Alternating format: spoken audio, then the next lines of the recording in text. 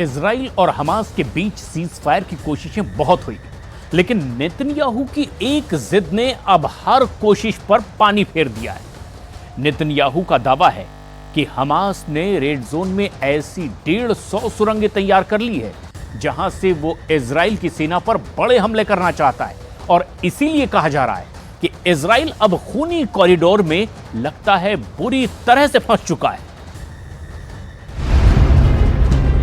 यह खूनी corridor Hamas और इजराइल के बीच सीज फायर में सबसे बड़ी रुकावट बन चुका है। यह खूनी कॉरिडोर गाजा की तबाही का सबसे अहम गवाह बन चुका है। इस जगह को बोलते हैं फिलाडेल्फी कॉरिडोर।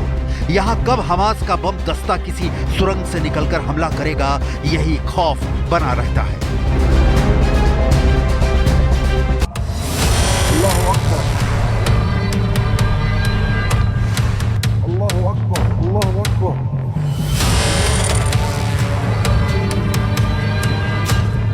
अल्लाह यंसुर, अल्लाह यंसुर,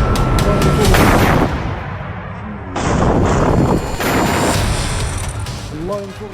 ऐसे ही बहुत से वीडियो इजराइल के पावर सेंटर में तहलका मचा रहे हैं। फिलाडेल्फी कॉरिडोर के पास ऐसे ही हमलों को लेकर नेतन्याहू की फौज में नया डर पैदा हो चुका है, क्योंकि जो धमाका है उसमें न सिर्फ इजराइल का टैंक फट रहा है, बल्कि इजरायली सेना की ताकत वाली छवि भी चकनाचूर हो रही है। फिलाडेल्फी कॉरिडोर यानी इस खूनी गलियारे को लेकर बेन्यामिन नेतन्याहू और हमास याह्या सिनवार आमने सामने आ चुके हैं। सीज़फायर की शर्तों में सिनवार ने कहा है कि इजराइल को फिलाडेल्फी कॉरिडोर से हटना होगा, जबकि इजराइल के प्रधानमंत्री नेतन्याहू ने कहा है कि कॉरिडोर पर इजराइल का कब्जा बरकरार रहेगा।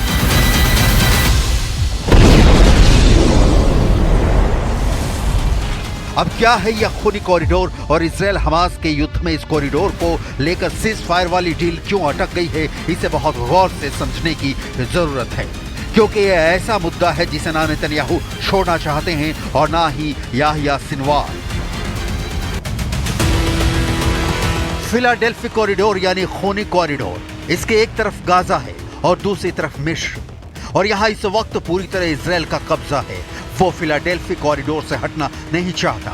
इस मैप को बहुत गौर से समझने की जरूरत है, क्योंकि गाजा में इजराइल की बमबारी और सीज फायर इसी कॉरिडोर पर टिका हुआ है। 14 किलोमीटर लंबे इस कॉरिडोर में 2 क्रॉसिंग है। एक का नाम है रफाह क्रॉसिंग, जहां से लोग गाजा से आते जाते रहे हैं। दूसरा एंट्री और एग्जिट पॉइंट है केरम शलोम क्रॉसिंग, जहां से सामान गाजा में भेजा जाता है। इसी रफाह क्रॉसिंग से गाजा के लोग इसी रूट से मिस्र आते जाते रहे हैं, लेकिन युद्ध के बाद इस जगह इजराइल का पूरा कंट्रोल है। अब गाजा पर इजराइल की बमबारी कब रुकेगी, कब सिनवार और नेतन्याहू के बीच सीज फायर होगा, फैसला ये कॉरिडोर करेगा। गाजा के अंदर इजराइल की सेना बहुत बुरी तरह जूझ रही है। हमास जब चाहे उस पर हमले कर रहा है और नेतन्याहू अब हमास को खत्म करने में पूरी तरह फेल साबित हुए हैं। याह्या सिनवार इस वक्त गाजा में कहां है, कोई नहीं जानता।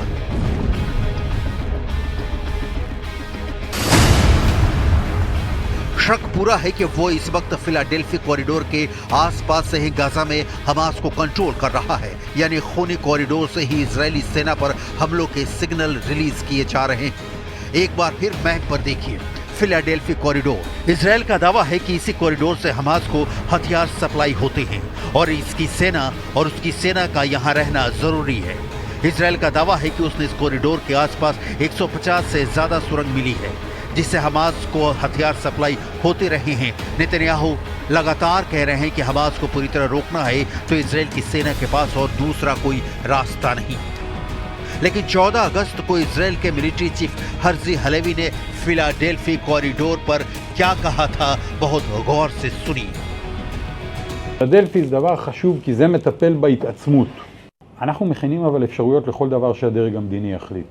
יחליט שאנחנו נשארים על פילדלפי, נדע להישאר שם ולהישאר חזק. יחליט שאנחנו מנטרים ופושטים כל פעם שיש לנו אינדיקציה, נדע לעשות את זה. אנחנו... नेतन्याहू ने कहा कि सेना की मौजूदगी कॉरिडोर पर जरूरी है, लेकिन इजराइल के मिलिट्री चीफ ने कहा कि फिलाडेल्फी कॉरिडोर को दूर रहकर भी कंट्रोल किया जा सकता है। यानी इस कॉरिडोर को लेकर नेतन्याहू जो दावा कर रहे हैं इजराइल के मिलिट्री चीफ इस बात को पहले नकार चुके हैं। ये बात सीज फायर पर बात शुरू होने से पहले की है, इसलिए तेल अवीव में लगातार प्रदर्शन हो रहे हैं। इजराइल की पब्लिक नेतन्याहू पर आरोप लगा रही है कि वो सीज फायर को लेकर गंभीर नहीं है। Hoping for a new deal. I doubt very much it will happen as long as it depends on our Prime Minister, who has no incentive to do it, you know. We're trying to raise the awareness for the hostages in Gaza, in the tunnels, that their voices can't be heard, and we are here to make everybody see what they're going through. They can't do anything. The only entity that can do something about it is the government of Israel, and they need to get a deal now. Gaza में इस वक्त Israel लगातार ऐसे इलाकों को target कर रहा है जहां उसे शक है कि हमास के लड़ाके छुपे हुए हैं, लेकिन बाद में पता चलता है कि कई बच्चे ऐसे धमाकों में मारे जाते हैं। अमेरिका के विदेश मंत्री एंटनी ब्लिंकन इजराइल और मिस्र का दौरा करके लौट चुके हैं, लेकिन अभी तक गाजा में धमाके जारी हैं। इसलिए कहा जा रहा है कि इजराइल का सीज फायर वाला फॉर्मूला है जिसमें धमाकों की 100% गारंटी है।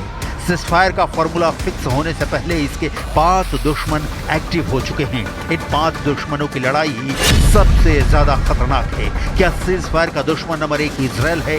क्या सीज फायर का दुश्मन नंबर 2 हमास है? क्या सीज फायर का दुश्मन नंबर 3 हिजबुल्ला है? क्या सीज फायर का दुश्मन नंबर 4 ईरान है? और क्या सीज फायर का दुश्मन नंबर 5 खुद अमेरिका है? गाजा में 40,000 से ज्यादा लोगों की मौत हो चुकी है। लाखों लोग गाजा में बेघर हो चुके हैं। हमास के कब्जे में अब भी 120 इजरायली नागरिक हैं। इन्हीं को बचाने के लिए सीज फायर की चर्चा हो रही है और इसी दौरान गाजा के खान यूनुस में भी इजराइल का एक बम गिरा। धमाके के बाद अस्पताल की तरफ लोग भागने लगे। ये वो खून है जो सीज फायर की आड़ में उस पर बातचीत के दौरान बहाया जा रहा है। गाजा में 40,000 लोगों की मौत और 120 इजरायली बंधकों को लेकर इजराइल और अमेरिका के बीच जो बातचीत हुई है वो फिलाडेल्फी कॉरिडोर पर आकर रुक गई। फिलाडेल्फी कॉरिडोर यानी इस खूनी गलियारे को लेकर बेन्यामीन नेतन्याहू और हमास चीफ याह्या सिनवार आमने सामने आ चुके हैं। सीज फायर के शर्तों में सिनवार ने कहा है कि इजराइल को फिलाडेल्फी कॉरिडोर से हटना होगा, जबकि इजराइल के प्रधानमंत्री बेन्यामीन नेतन्याहू ने कहा है कि इस कॉरिडोर पर इजराइल का कब्जा बरकरार रहेगा। ऐसे में क्या सीज फायर होगा भी या नहीं, और हो भी गया तो क्या टिक पाएगा, ये बड़ा सवाल है। नेतन्याहू जानते हैं कि फिलाडेल्फी कॉरिडोर पर कब्जा होने की वजह से इजराइल का हाथ हमेशा हमास की गर्दन पर रहेगा। वैसे ये युद्ध कब तक चलेगा अभी तक कोई नहीं जानता। इजराइल हमास को खत्म करना चाहता है, लेकिन गाजा में हमास को खत्म करना तब तक मुमकिन नहीं जब तक हमास के सुरंग नेटवर्क को इजराइल पूरी तरह तबाह न कर दे। इजराइल की ताकत दिखाने के लिए बेन्यामीन नेतन्याहू उतरी इजराइल में रमात डेविड एयरबेस पर गए। ये दौरा काफी सीक्रेट रखा गया क्योंकि ऐसे अड्डों पर हिजबुल्लाह के रॉकेट अटैक का खतरा हमेशा बना रहता है। नेतन्याहू ने पहले अमेरिका से मिले अपाचे हेलीकॉप्टर के बारे में बात की जो गाजा में लगातार ऑपरेशन कर रहा है। בסיס חיל אוויר כדי לעמוד מקרוב על ההכנות שלנו מול איומים קרובים ורחוקים כאחד. אנחנו ערוכים לכל תרחיש, הן בהגנה והן בהתקפה. इसके बाद नेतन्याहू ने अमेरिका से ही मिले F-16 के पायलट से काफी देर तक बात की। इस फाइटर जेट से इजराइल हजारों पाउंड बम गाजा पर गिरा रहा है। नेतन्याहू ने एयरफोर्स बेस पर बताया कि अब अमेरिका से $20 बिलियन का हथियार मिलने का ऐलान हो चुका है और जल्दी ही इस जहाज को अमेरिका से मिले नए गाइडेड बम से लैस किया जाएगा।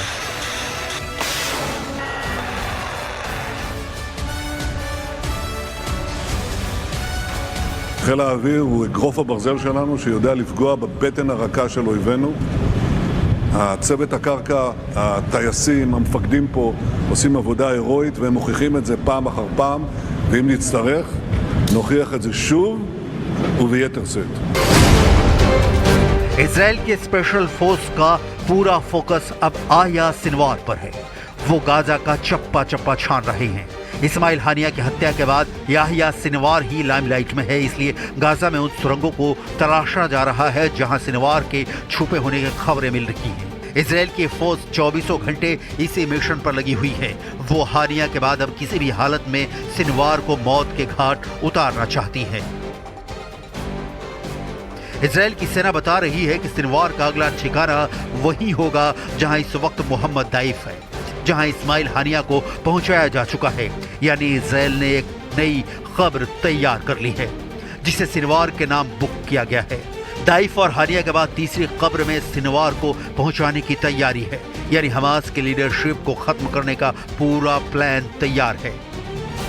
Sinwar is an archi-terrorist responsible for one of the most horrible terror acts in history, the 7th of October. There is only one place for Yehia Sinwar. It's next to Muhammad Deif, next to Randur, next to Ayman Nofel, next to all the terrorists that were responsible for the 7th of October. This is the only place we are planning for Yehia Sinwar. Israel का message साफ है कि Hamas के हानिया को मारकर भी Netanyahu चैन से नहीं बैठेंगे और उनका अगला टारगेट याह्या सिनवार होगा, जो अब हमास का नया बॉस बन चुका है। फिलहाल फिलाडेल्फी कॉरिडोर को कंट्रोल करके नेतन्याहू सिनवार की वो गर्दन दबाना चाहते हैं जहां से वो हथियारों वाली सांस ले रहा है।